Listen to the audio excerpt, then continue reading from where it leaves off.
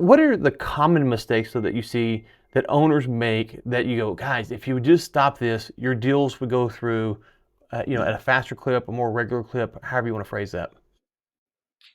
I would say just preparation, preparation, preparation, right? The way that, SBA does not have to be a four-letter word, right? It just doesn't. And the way that we do it is we just get ahead of the curveball.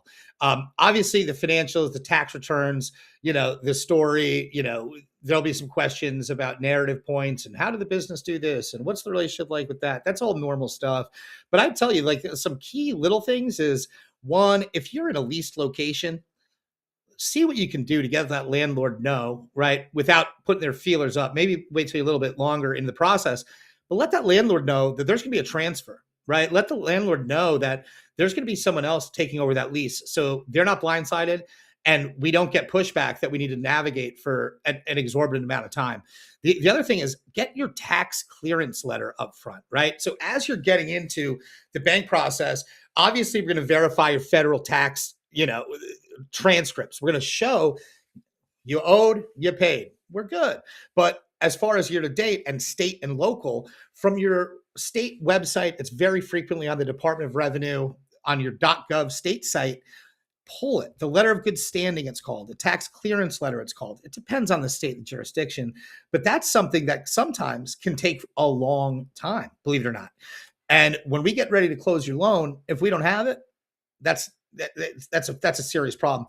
The last thing I'd say is there's vehicles that are coming with the deal, right? Maybe you've got some vans, maybe you've got some work trucks, depending on the industry. Maybe you've got a delivery vehicle because you're a florist, right? Maybe you got four of them. Ahead of time, make sure that you know where the titles are at, and if they're digital, how to get a hold of them. Make sure that you know how much the mileage is, ballpark. Your hand's not on the Bible there, but we got to know the VIN number, the estimated mileage, the year, make, model. Are they, what does that look like? And then the final piece I would say, Ryan, and again, this is from the buyers using an SBA lens. Plug them in with your insurance individual, especially if your agent has been good. At least let them get a feel for the current coverages, because we found a lot of sellers, because they are open to more risk than most, very often they're underinsured. And the buyer wants to make sure, heaven forbid, one of those delivery vans, gets into a serious accident, that everyone's not losing their shirt, right? So I would say that those are, maybe it's a lot to cover, but those are the things that not everyone is talking about in my space for sure. And that tax clearance letter is a big one, man. People get held up on that a lot. I have a personal story about tax clearance. So I ran a company, the one I mentioned earlier, and I bought it as a family-run company. So I had ran it for a long time. I bought it from my father, and then a month or two after owning it, a state sends us a thing, said, "Hey, you owe sales tax." And we're like, "Sales tax? This isn't sales tax." Call my CPA, goes, "I didn't even know that existed, that state." And we're working in another state. And I'm like, "Well, what about that state?" He goes, "I don't know." And so I fired him. But luckily my dad paid the tax because he knew, same as me. We just didn't know. We just, it wasn't tax. Like, you have sales tax on what we're doing. Like, that's so weird. Mhm.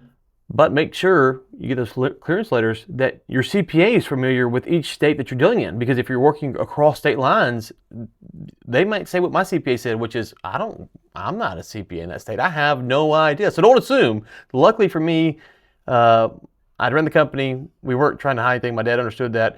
But if you're doing an SBA deal, stuff like that can creep up on you and you don't even realize it. And so this was, I don't remember, it was like $250,000 of back taxes that we owed. We just didn't even know. We didn't even know because we didn't even think of the taxable service. It was so crazy. So just Texas has some pros, but people say Texas is free market. Go look at their sales tax law. It's crazy nonsense. I'll just say that for some services.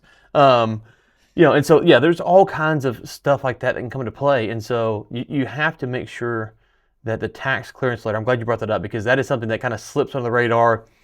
People forget about, and it's like, oh no, that will come back and get you. So what might be the silliest thing that you've seen break up a deal? Not someone getting cold feet, but like some just crazy thing that the owner has done.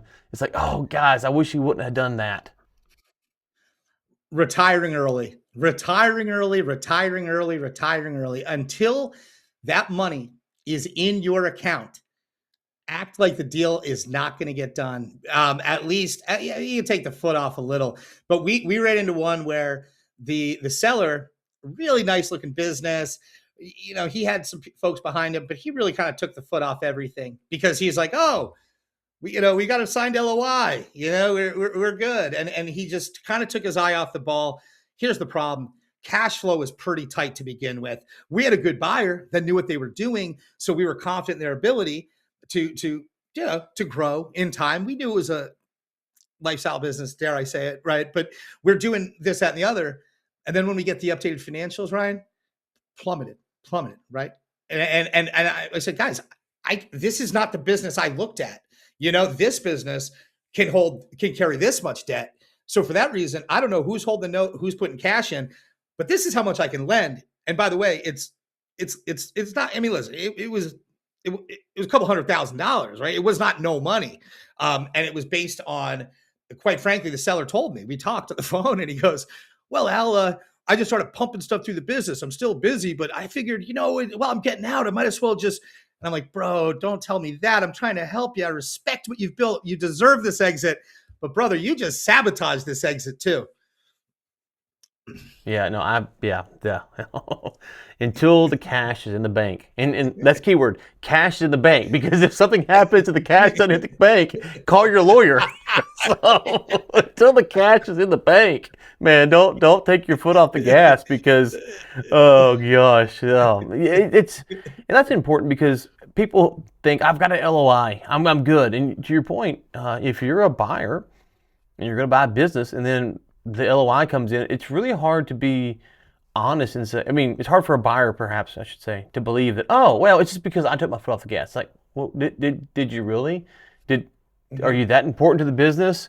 Like, or did something else happen? It asks those questions. Wait, what if I get sick? You know, it brings in all this stuff. And there's just the financial component you mentioned, but there's also just those mental questions that become very relevant now because you have let them enter into the equation and you didn't have to. And so it's a thing to where sellers, until the cash is in the bank, you're dead on. Don't take your foot off the gas. It's very tempting, but the buyer could back out last second, you know, and then all of a sudden you got to go through this process again. And so it's just not a done deal.